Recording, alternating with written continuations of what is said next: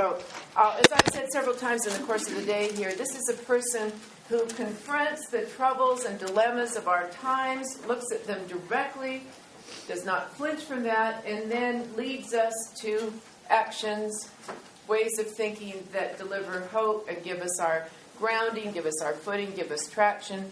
And I could go on at greater length, which would just make you crabby because you didn't come to hear a long introduction. You came to hear Dan Wildcat, so it is really my privilege to introduce Dan Wildcat.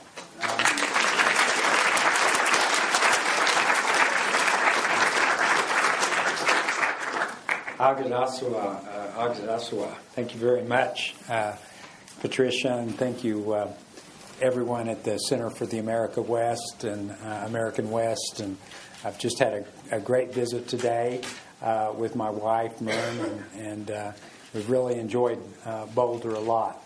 Fasan, Zoyaha, Yuchi ha, Kadane, Azadeh. Good evening. My name's Dan Wildcat. I'm a Yuchi member of the Muscogee Nation of Oklahoma, and I'm beginning to feel like Boulder is my second home, because I've been very fortunate, really, in the last 5, 6, 7 years, really, to build a relationship with people who usually you wouldn't associate a person who does really necessarily policy analysis, history, philosophy.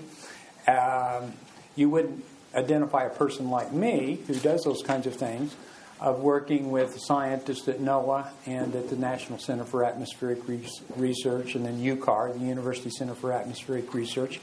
But I've been very fortunate because for the last, really, 6 or 7 years now, my focus has really been on trying to address some of the incredible and life-threatening challenges that indigenous peoples are facing. Primarily, my focus has been in the Americas as they see the dramatic effects of climate change in their homelands, in their seascapes and their landscapes.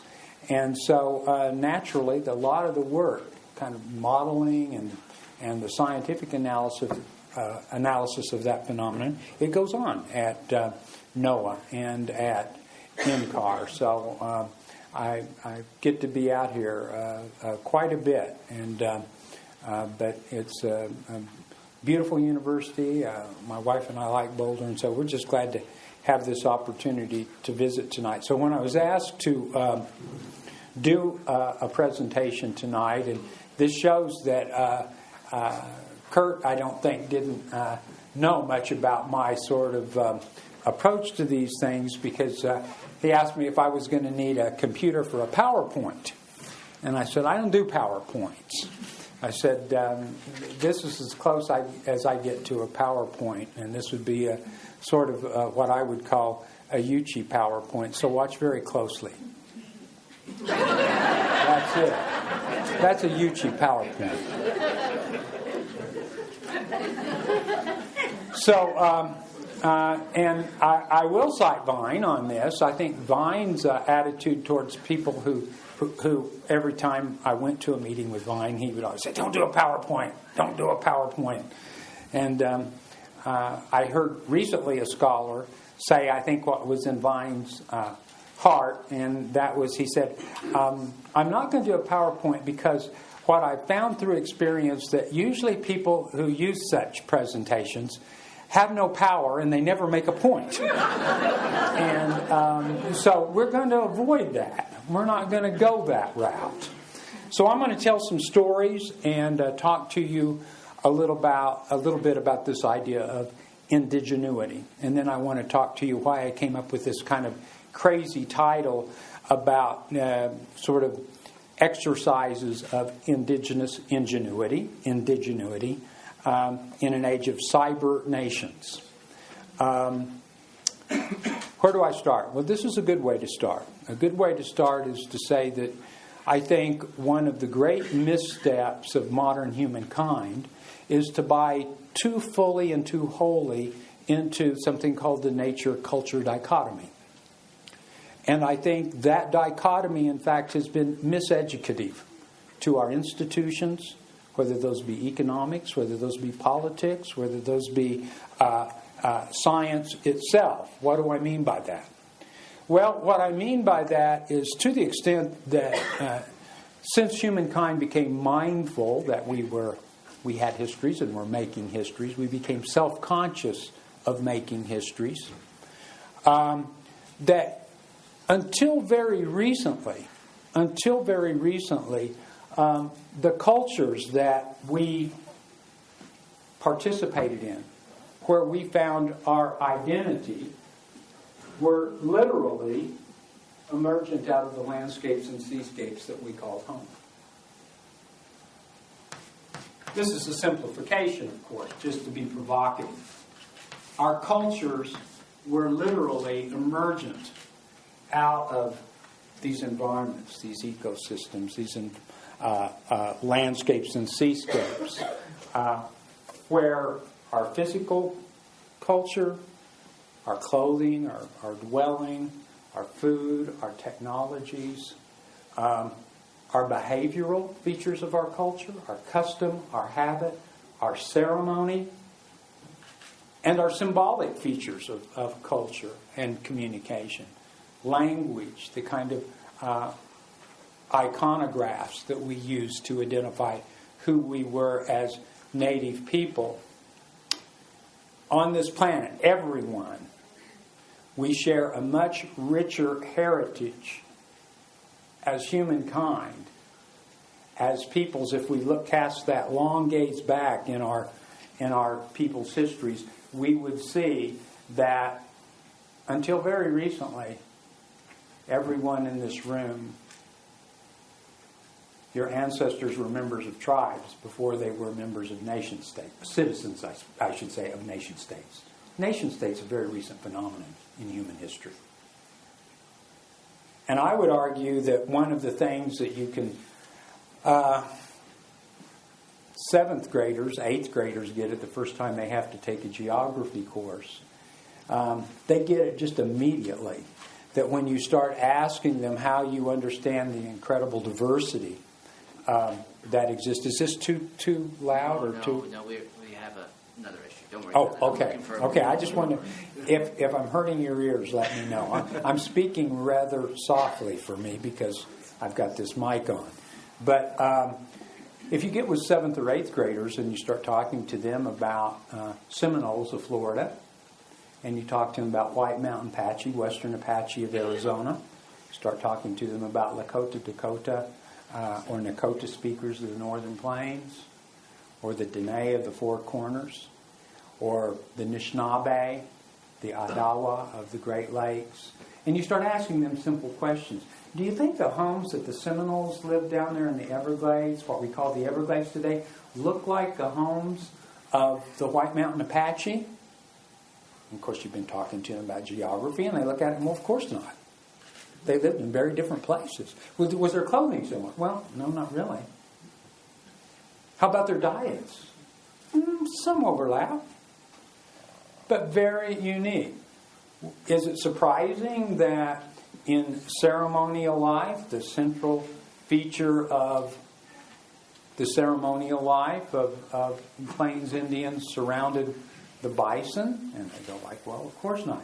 Do you think that, the Coast Salish people, in their ceremonial life, the central relative that they honored creation with was a bison? They go like, no, probably not a bison, but salmon. They had salmon ceremonies. Plains people had ceremonies surrounding this relative, this bison. My people, and this is one that spreads fairly widely across the United States, many of us, particularly in the South, had corn, became the central relative that we acknowledged. And so, basically, I think what we've got to do is to recapture a sense in which we avoid what modernity, and particularly since the Industrial Revolution, has led us to believe, and that is culture, particularly as it's embodied in technology,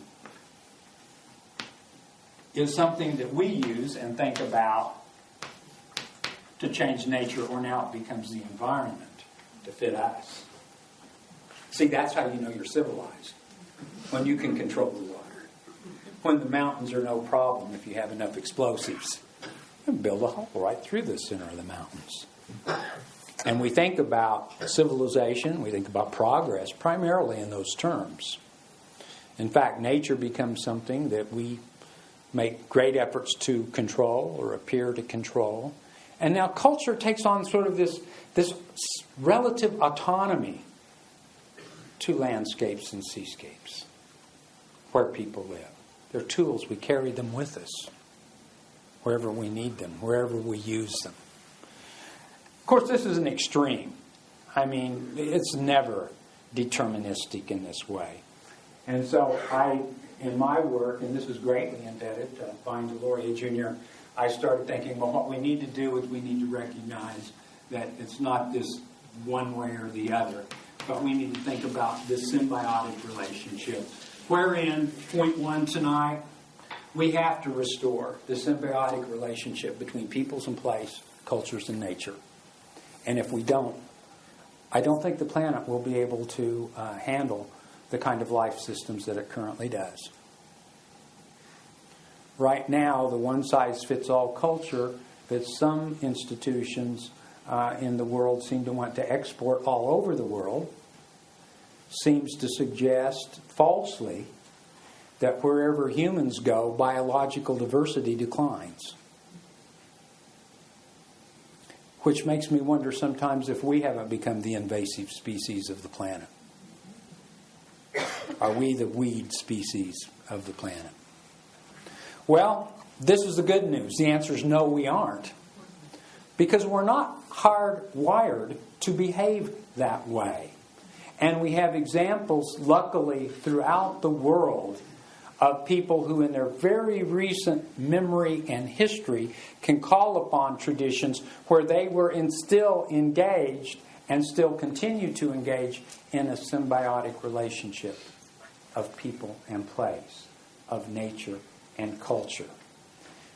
Indigenuity is a term that is one of these just fortuitous things that happens when you're teaching a course. And I cite the student. This is a term that a student wrote in a paper for me. And he said, we were talking about technology all semester. And he said, in a course I teach called Native and Western Views of Nature.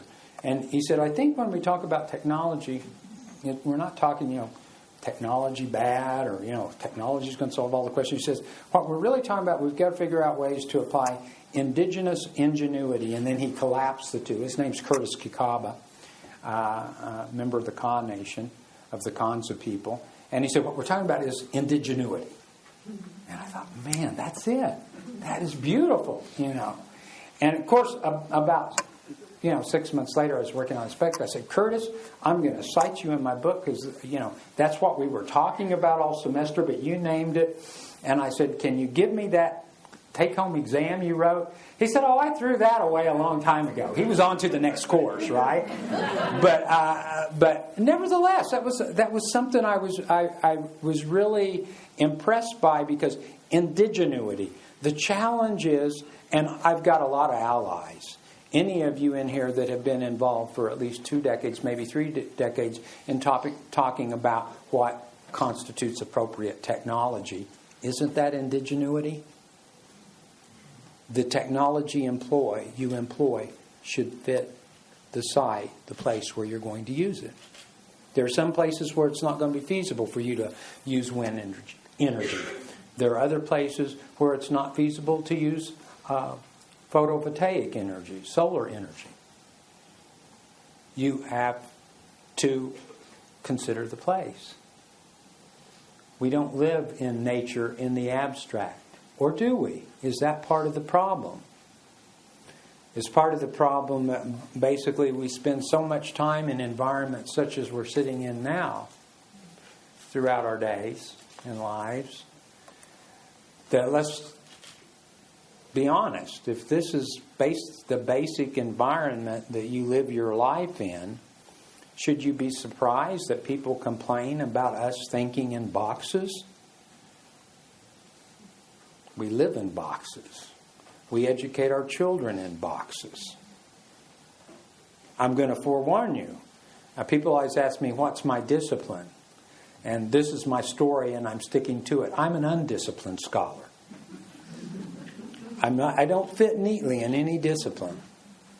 I've got an undergraduate degree in sociology and a minor in philosophy, and I got a master's degree in sociology, and then I got a degree, really got an Ph.D., an interdisciplinary Ph.D. at the University of Missouri, Kansas City at the Block School of Business and Public Administration, where I put together public administration and policy as my core discipline with a co-discipline they called the Social Science Consortium. Because I could never figure out after I enrolled in this program, they said, we have an interdisciplinary program. And so I was waiting to go to those classes where I'd have an anthropologist and a public policy person and an economist all teaching a class. I found out quickly there is no such thing. No, interdisciplinary meant I had to go take courses in all these areas and then take comprehensive exams in all those areas. Man, was that ever a ripoff? I didn't know it was going to work like that. Oh, that's interdisciplinary. We're going to give you all the pieces. You just throw it together. But I'm glad I did it. I'm glad I had a lot of support to go that route. So the good news is that I think the overwhelming nature of the primary problems we are facing today are of a cultural nature. I don't believe we're hardwired to destruction. Now, there would be some scientists who would disagree with me. I beg to differ. And I would point out the fact that, we have an advantage still of looking at people who've spent incredibly thousands, hundreds of years in locations where they've lived relatively sustainably. But then we get to the big challenge, and this will be the second point I'd like to talk about tonight. And I'm going to try to make 4 points and stop there. And I'll probably be a little bit provocative because I'm not going to have a chance to lay out every piece of the argument or in a comprehensive fashion, because I do intend give you the opportunity to ask questions. So let's accept the fact that we're not some sort of environmental or determinist along this route. We're not going to accept determinism along this kind of unidirectional way. But we are right here. This is where we live. We're right in this nexus in our daily life. This culture-environment nexus. So what's the second point to make? Well, I think the second point to make is the following. Indigenuity. So what does indigenous ingenuity look like? Well, let me try to give you 3 very quick examples. First of all, I would argue that the greatest opportunity we have to immediately employ some very profound and technical insights that indigenous people had would be in the architecture and design of their traditional dwellings. Now, that stated, I don't mean that, again, someone says, Wildcat wants us to all go back and live in teepees. No, we don't have the bison anymore, if you've noticed. We're not going to do that. Okay? But we have examples of teepees. We have examples of earth lodges. We have the Pueblos, the first apartment builders on North America. We have grass lodges. We have, and where my homeland was in Georgia, we were one of those groups that was removed along with all the members of the Creek Confederacy to eastern Oklahoma.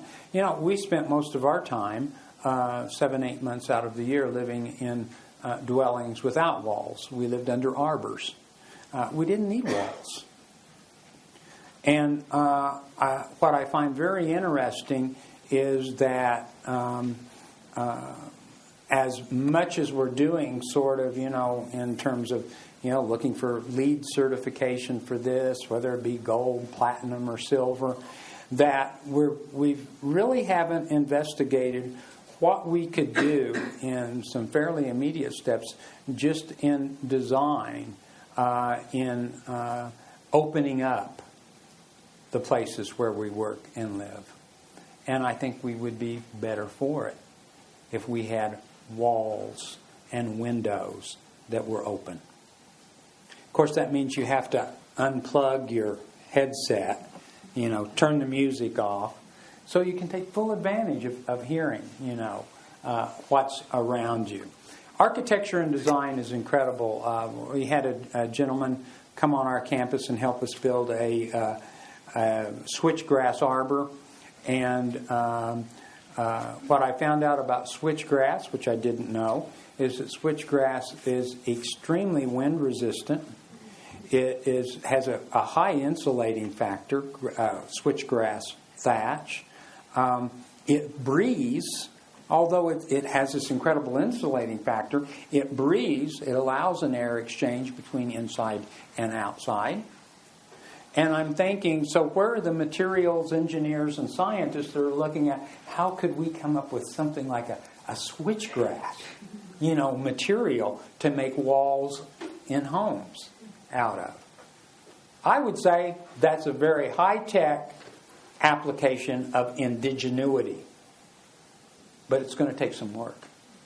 It's going to take some real work to entertain those kinds of experiments and do that work. Architecture is a great example for us to start. I think another example, and this is the one that I think is rapidly catching on, I think the whole local food movement is incredible because I think that is the ultimate indigenuity. And you try to not only grow your food locally, but we start pushing even further into looking at what were the indigenous edible plants of this particular region or where you call home, and investigate, cultivating those, building a relationship with those. After all, those would be the plants that would have the longest historical, evolutionary kind of connection to a particular place. And in its niche, within an ecosystem. So I think, food, what we could do with food would be incredible. And that I'm glad to see that Muscogee Nation, Creek Nation, has a food sovereignty project. I know a lot of tribes, Potawatomi now in Kansas, the Prairie Band, are starting a food sovereignty, gardening project. And so when I know there are communities, probably here in Boulder, that are looking at these notions of neighborhood gardens, local gardens, that's a good exercise of indigenuity. And I think we ought to be looking at that very seriously. Now, this may seem rather strange, but I did tell you my background is in public policy and administration.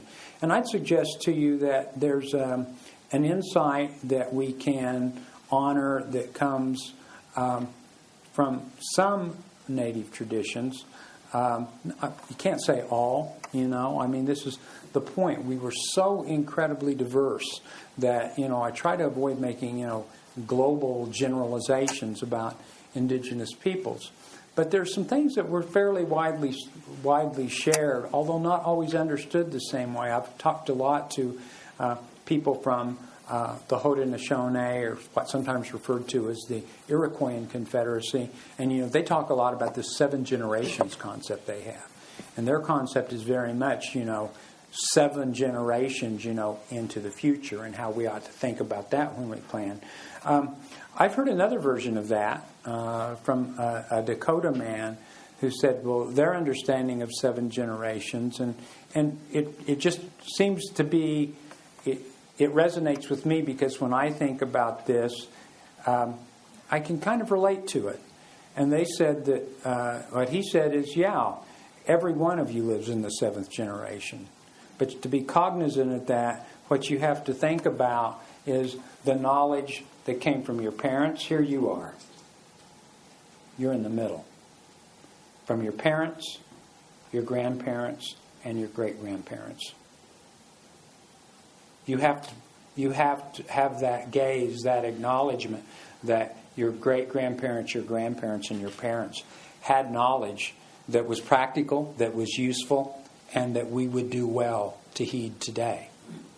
But as we make decisions about the future, forget these 10-year, 25-year, 2020 plans.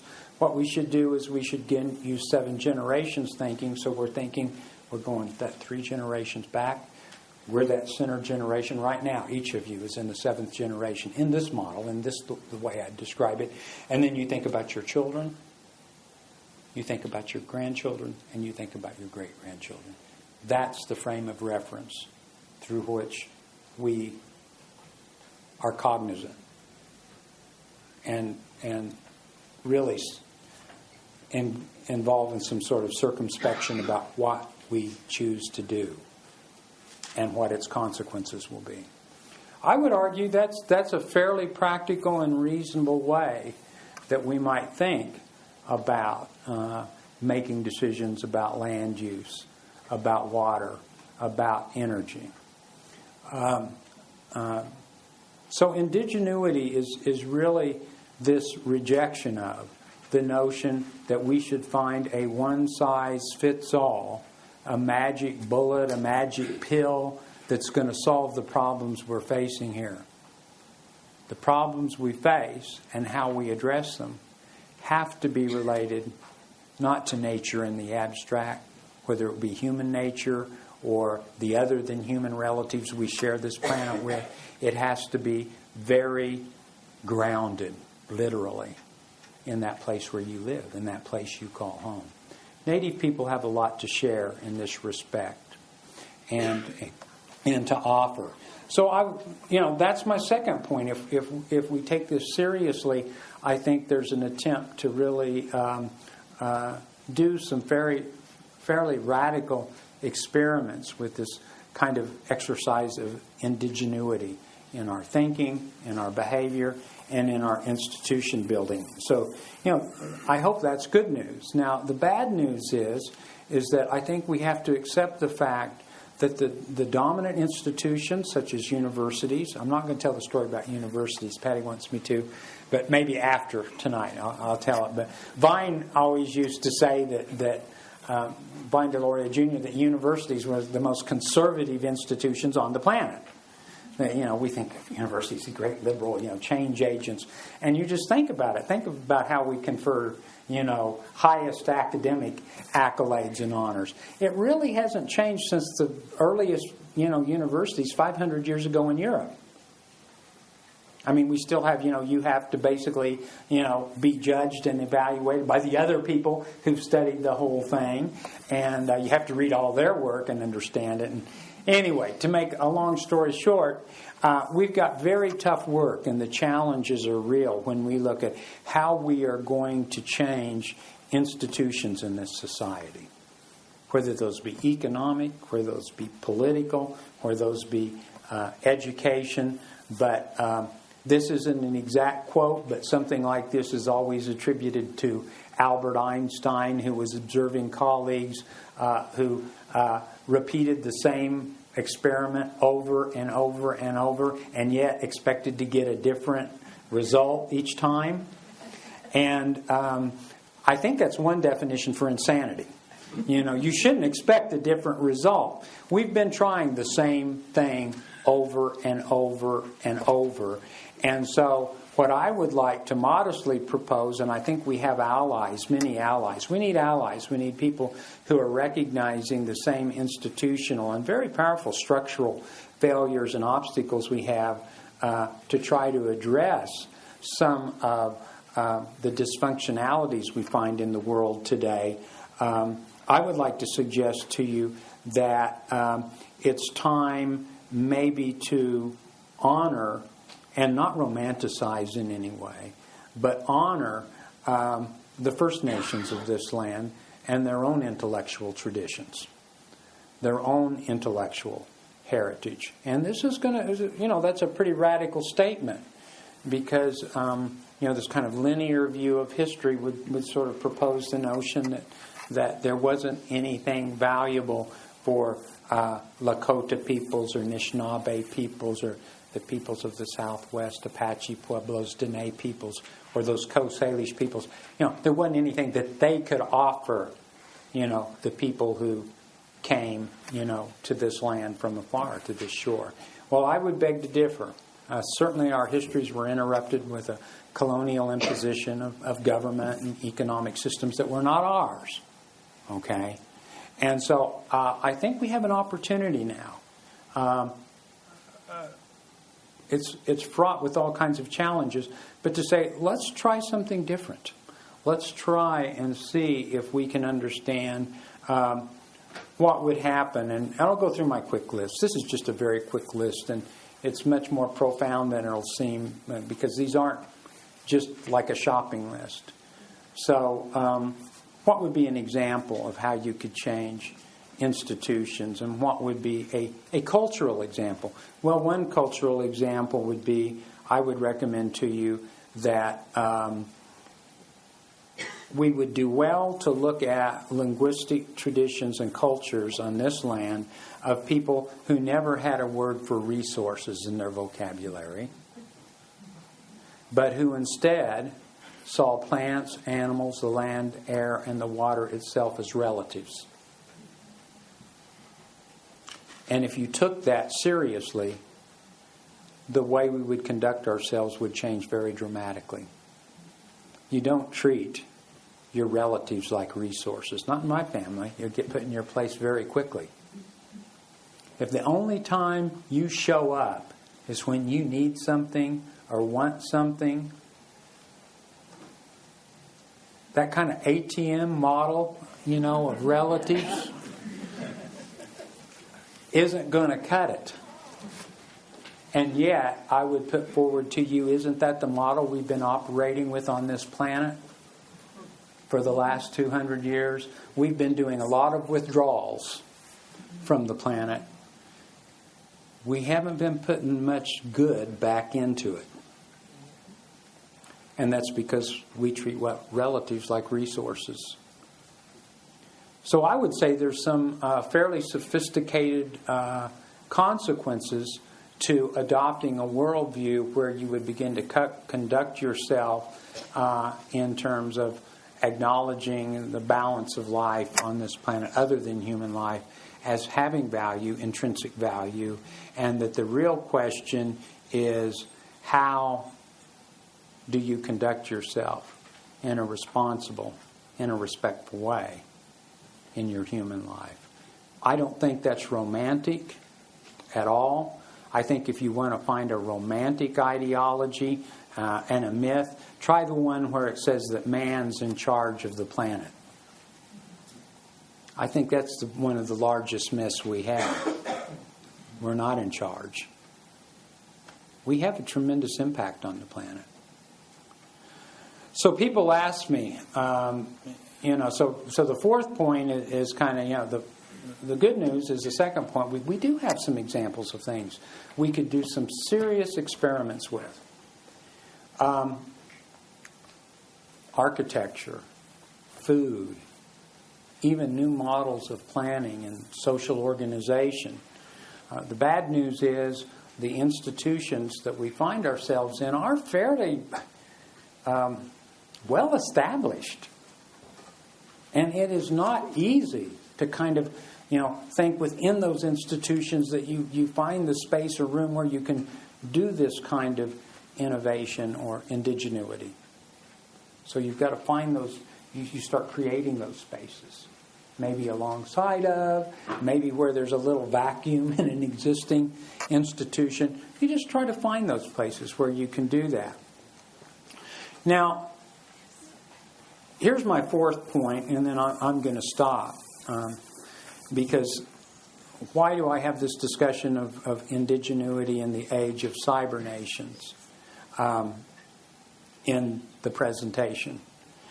Because I talked about living in boxes, but with the advent of little boxes like this, we're reaching a point now that makes the ruminations of Marshall McLuhan, Lewis Mumford, Buckminster Fuller seem prescient, seem right on target, and yet so underestimating in some ways of the power technologies would wield in shaping us, enfolding us into their systems. And what I mean by this is a short story, and I'll stop. I started thinking about, remember where I started over here in talking about our long history as humankind on the planet and the way to understand indigenous diversity, American Indian, Alaska diversity, Alaska Native diversity, indigenous people all over the world, is to realize that we took our identities from these landscapes, these environments. They gave us our identity. They made us who we were. Okay? That's why Dene people aren't like Anishinaabe. And the Passamaquoddy aren't like the White Mountain Apache. And it's beautiful. We've got to reconnect that nature-culture nexus. But I've got a story to tell you. I'm not going to tell you what tribal college it happened at, but I was doing a presentation, and they have a substantial reservation. And I had a teacher come up to me afterwards, and he said, Dan, I've got a question for you about this. You keep talking about environment and nature. And he told me about a field trip he took with Native students of this reservation into their landscape, off the road. They got off the road and took a walk. And he told me how in this group of students, he had 3 students that were absolutely terrified. They thought bugs were on them all the time. They were afraid something was in their hair. And they were absolutely terrified. And he says, come on, you guys, you've been out here before. And they said, no, we've never been out here before. We've never been out here. These students all had these. They all had earphones. They all had the telephones where they could text and do all that. And so he came up afterwards and he asked me, Dan, what happens if this becomes, for all intents and purposes, their environment? Think about it. If this is where your attention is focused, it makes it real easy to be neglectful to that balance of nature beyond these walls, to the land, to the plants, to the animals. We're living in a room full of mirrors where all we look at is ourselves and our creations, our human creations. And it makes us forgetful. It makes us irresponsible. So, I got to thinking about this Indigenuity, exercises of indigenous ingenuity in an age of Cybernations. And I mean that in sort of like machinations, Cybernations. But literally I got to thinking of, I stumbled on a book that was recently published, within the last 10 years, of some lectures that Marshall McLuhan used. And, Marshall McLuhan is famous for predicting that we would all be connected. He forecast the social media, predicted it, and he said what it would result in was a global village. And in fact, in this context, I was not aware of, till I read these letters, his lectures, I was not aware of the extent to which he talked about tribalism in his lectures. Both good and bad, but in some ways he talked about a retribalization of humankind, because he was fairly optimistic we might come to some common shared understanding that would make the notion of a global village make sense. I think we can all attest that it hasn't quite turned out that way. And I think because there's something that Marshall McLuhan missed. I think actually Lewis Mumford probably did the best job. If you read the series of books, he started in the 30s and culminated with The Myth of the Machine, The Pentagon of Power. In that book, he's very straightforward about his fear about applications of technology and fear to the extent that we would become part of the technology, literally. Technology would no longer serve us, but we serve technology.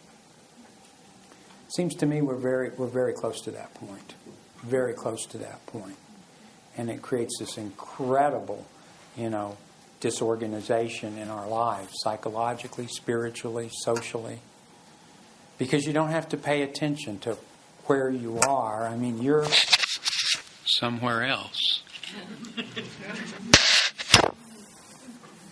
I'm going to read you a quote from my mentor, Vine Deloria, Jr., and he was addressing this issue. I thought about it today, and then I looked it up this afternoon because I wanted to read it verbatim. And it's going to sound fairly ominous, and I think it should be. Now, I want you to know this was written in his classic work, God is Red, and he was addressing Alvin Toffler's Future Shock, which had just come out, and he was talking about Buckminster Fuller and Marshall McLuhan.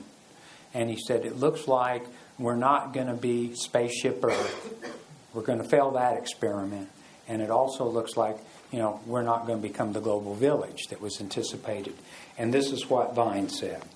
The world is therefore not a global village so much as a series of non-homogeneous pockets of identity that must be thrust into eventual conflict. Because they represent different arrangements of emotional energy. What these pockets of energy will produce, how they will understand themselves, and what kind of mini movements they will produce constitute one of the most urgent questions of our time. We're there. The Middle East, Central Asia, Latin America, Africa. And here's the good news. Vine talked about one other thing, and I'll quote him. He said, that the main challenge we had was not necessarily intellectual, it was one of maturity. That humankind had created a culture that fostered immaturity. That we live our lives never fully grown up. And we have not yet acknowledged that we're part of a much larger family on this planet, and that life on the planet is not all about us. Now, the irony is, if we would acknowledge that, we would indeed live better ourselves. But we would certainly allow for my contribution in this discourse. So in Red Alert, you'll see in the last chapter, people always ask me, so you're against progress. And I thought about that a lot. No, I'm not against progress, but I want to avoid that term. It's so incredibly culture-laden and has all this stuff tied into it with, modernization and industrialization and applications of technology. So I kept thinking, what would be something I would offer as a Zoyaha, as one Yuchi's sort of alternative to saying, okay, so Wildcat, what are you in favor of? And so what I think we should all be working for is the establishment, the enactment of systems of life enhancement. That if we would think about how we could live in ways that would enhance not only our lives, but the balance of life we share this planet with, that we would start recognizing maturity that I think much of the balance of life on the planet hasn't seen yet in our lives and in our conduct. So there is hope. Let's enact systems of life enhancement. It's going to be hard work. There's a place for scientists, to be engaged in that. I'm not anti-science. I'm not anti-technology. What I'm saying is we can't continue to do these things in the boxes that we've constructed thus far. And I think we've got some great indigenous models that we could look to that could help us maybe not keep repeating the same experiment over and over and getting the same life-threatening results. Thank you very much. I'd love to have questions or comments.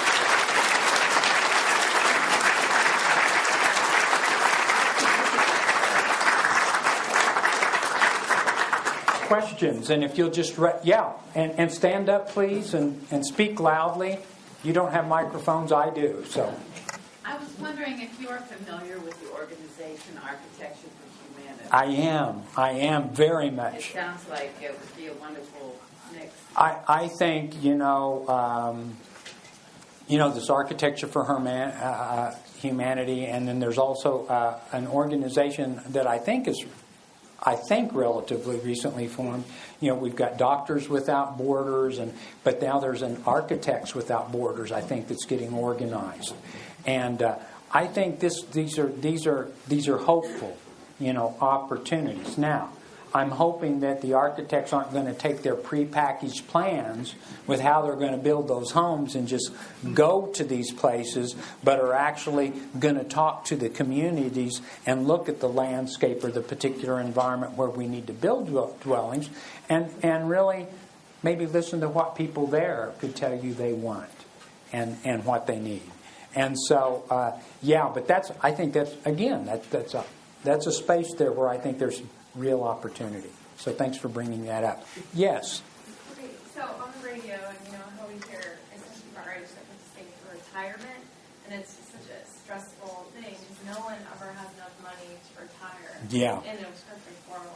So what would you recommend if we were to learn from Indigenous tradition on how to prepare ourselves for the future? Thank you for a great question. That's a great one, and I'm going to try to answer a short version. So the short version is this. The greatest segregation problem we have in the society we live in is age segregation. We send our children off to be with children. We send our old people, our elders, off to live with elders. And we have native traditions where entire extended families shared a lodge. And we were better for it. Because we learned something about humility, patience. I'm very fortunate that, I have a wife who decided with me a long time ago that we did not want to put our parents in a nursing home. Now, this was our decision. We said, no, we're not going to do that as long as it is feasible. And you don't need, the kind of medical attention. My wife's parents both lived with us. They both died with us. And I learned something in that. I learned how frustrating it was. How it wasn't easy. But it told me something about myself. It made me realize something about, my own limited time on this planet, and thinking about what I needed to realize someday. I was going to be that person that was going to be driving my son nuts. And I think, again, what I would argue is that we need to re-envision communities and living arrangements where we try to avoid this incredible segregation we do by age in our society. I can think of a lot of people who I'd love to come in and spend time with children, older people, And I think we'd be better for it as human beings. And so I appreciate that.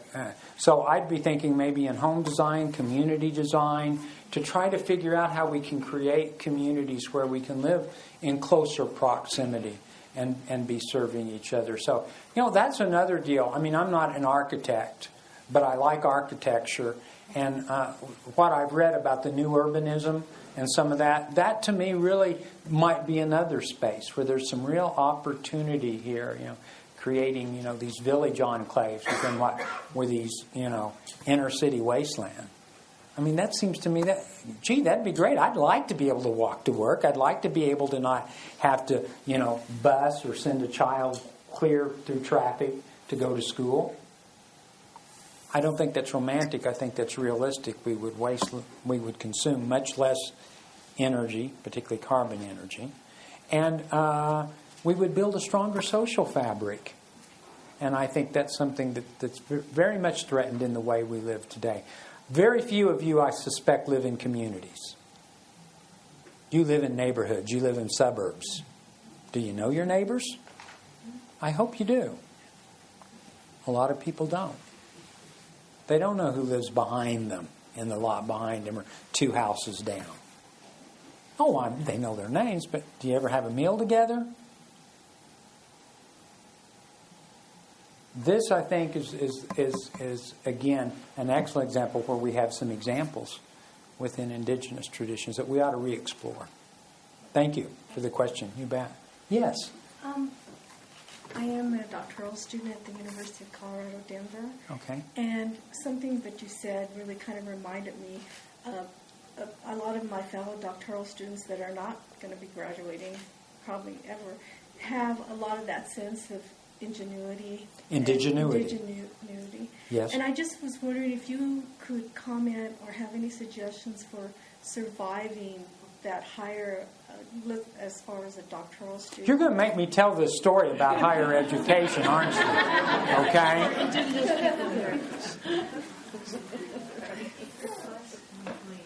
Yeah. The question. This young lady's a Ph.D. student at University of Denver. University of Colorado at Denver. She has many of her colleagues, Ph.D. candidates, who she says she thinks they have a lot of indigenuity, but she's not sure they'll survive the system that they're in. And so now I have to tell the story. So, my good friend and mentor was invited to give a plenary address at the Western Social Science Association. And I tell you what, I think Nick Peroff, who was the president of the organization at the time, was really hoping after Vine was done, he'd get out of that conference room alive. People were not happy campers, because here's what Vine said. I remember 3 of his main points. First thing he says is, I want to know why academics are such cowards. Why are you afraid to challenge people in the institution that you're in with when they have theories that you know have weaknesses, could be improved, and that no one seems to want to ever publicly challenge these things. And so he basically called all the academics in the room cowards. Now that didn't go over real big at an academic conference. And then he says, you know, we've got to change the way we do graduate education. He says, because I'm tired of hearing the old senior faculty emeritus sit around and complaining about how these young scholars don't have the discipline and can't come up with an original idea on their own. And he said, well, let me tell you why that happens. It's because you put them into a system where once they identify a topic, the first thing you tell them they have to do is read everyone in that field and understand everything that they've said. And after a student's tackled that, they're lucky if they can put a coherent sentence together. Because the range of theories on any given topic is so strange. And then you come down with the real hammer and you say, now we want you to come up with an original idea. And he said, you know, they're lucky if they can put together a coherent sentence. Their brain's been just overloaded with this stuff. And he says, this is what we call a doctoral Ph.D. process. And he says, I don't call it that. I call it indoctrination. I don't think he used the word quite that harsh, although it sounds like something Vine would have said. I don't think he used indoctrination. But he said, you know, here's the problem. You've created a system where, you know, you get what you put in, to this whole process, and what comes out, that's what you get. And so here's what I'd say. I'd say what you do is you find those faculty members like a Patricia Lemerick. You find scholars and scientists like, Elizabeth Holland. You find people like John Echohawk at the Native American Rights Fund who understand the nature of the systems that we're in and sometimes how stifling they are. And you get with them and you say, help me find just a little space here and support me so I can do something a little bit different. And there are those people out there. You have to search them out. You have to search them out. And Dan Wildcat wouldn't have a Ph.D. today if some people hadn't given me a space to sort of do something that was kind of different. Yes. I wasn't going to ask a question because all the native people in here, I'm sure we all know each other and we all ask the same questions. So thank you for your response. We have the same mentor.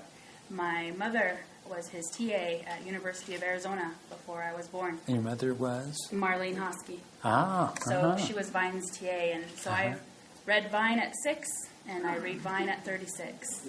Good for you. And I chose to work at University of Colorado because that's what I knew, and he passed on before I was able to be full-time. And it's an oxymoron to work at a university and have indigenous knowledge.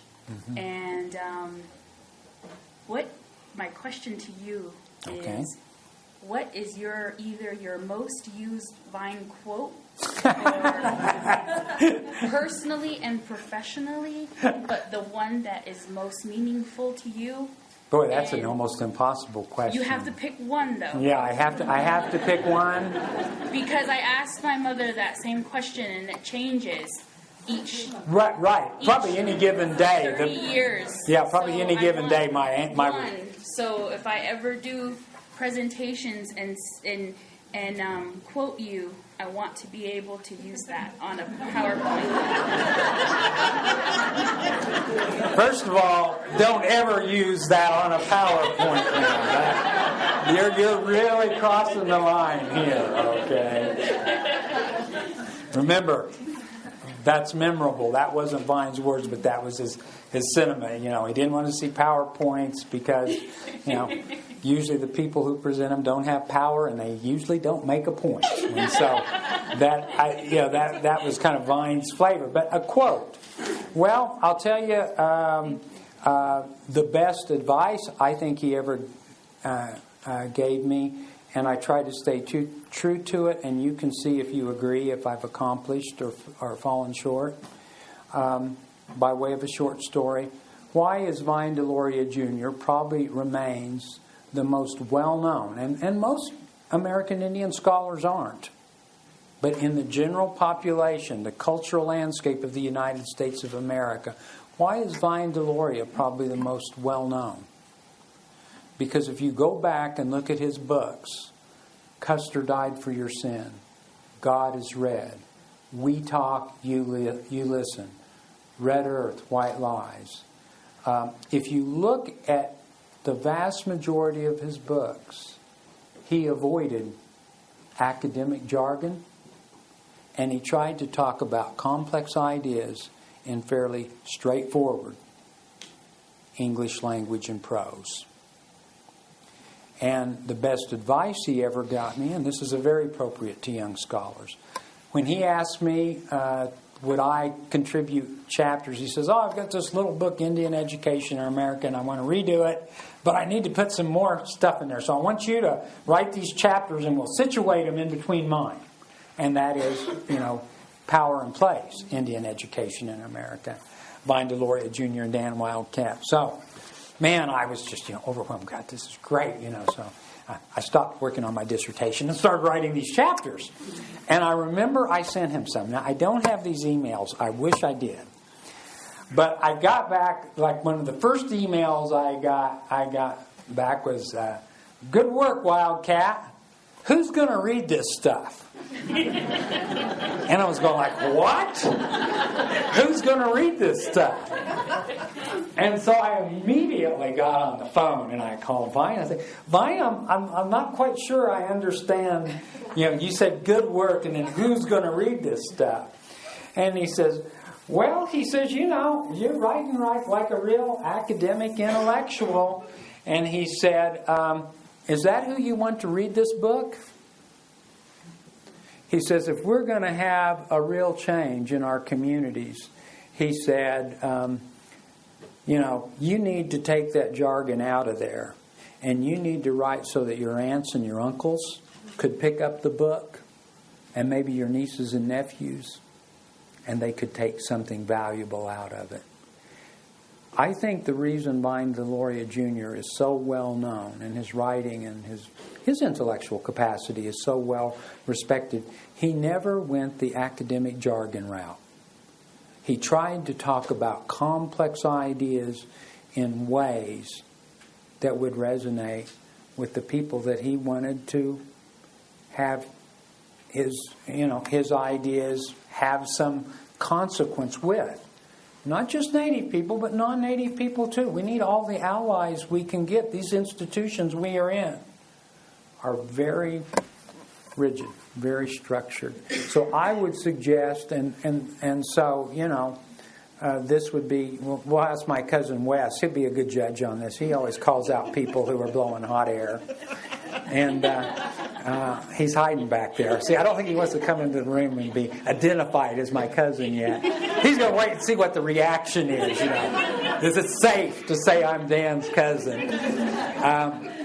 But I'd say, this is the deal. If I give a presentation like this, I can look at Ruby, I can look at Wes, and if it's BS and coming off a little academic. I was at NOAA one time, and Ruby was in the audience, and I was talking, and I looked down, and she started going like this. And I thought, uh-oh, I better kind of change the way I'm trying to articulate this. So, that really impressed me. I thought, that's really what it's all about. I don't want to write a piece that, if I'm lucky, 60 or 70 other scholars around the world are going to read and cite. I'd like to write something that would have some real efficacy and consequence for families, communities, and nations that are too often, our intellectual heritage is ignored and overlooked. And that's where I'd like to have some consequence. So I don't write. I try to avoid academic writing. I try to talk about real issues that are fairly complex, but I'm not as good as Vine was, but I still try. And Red Alert, I hope if those of you pick up Red Alert and read it, I hope you'll say, okay, I get what he's doing.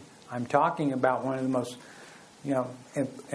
perplexing aspects of the world we live in today, the larger environment, but it's very much focused around climate change. But I wanted to do it in a Native voice, in a Yuchi voice, and just not with all of the coloring of scientific terminology and the like. I admire scientists. I admire engineers. I'm not those people, so I'm not going to try to write like they do. I'm just going to write straightforwardly. So that, I think, was good advice, and I've tried to use it. I don't know how successfully, but I've tried.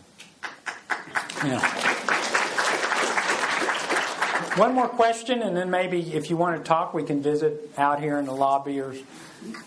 Going back to your nexus and your dichotomy, Mm-hmm.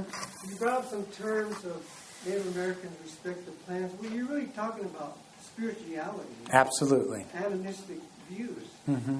And in this system, the system that we've been taught here is they separate the spirituality from the physical. Mm-hmm. Our people are spirituality, are spiritual people. So that's the hard concept when you come into an institution where it's the economy, a dual thinking worldview, it doesn't mesh. So our people respected the plants and the animals. Yes. And so you got to factor that in with our people. Absolutely. The spiritual part of it. Mm-hmm. And I haven't heard that. Well, yeah, and I appreciate you for asking that question because I haven't talked about it. And here's what here would be my simple response, and it's a simple one. That doesn't mean that there isn't a lot that surrounds what I'm going to try to state fairly succinctly. I think that here's a good way. I'm going to quote another elder I have a lot of respect for, Dr. Henrietta Mann. Some of you, a lot of the Native people in the room will recognize that. She was a guest faculty member at Haskell about 15 years ago. And she gave a lecture one time to the students, and I was sitting in. I wanted to hear what Henry had to say. And she said, I'm always amazed that in the society that surrounds us, everyone's trying to find their spirituality. Go to Borders or Barnes and Nobles. The largest book section is about spirituality, and people are over there trying to find a book so they can find their spirituality. And she said something, and to me this is the bottom line. This is the simple answer about the fundamental spiritual nature of our existence. She said, in our Cheyenne ways, she says, we know we are born spiritual persons, and our challenge is to struggle.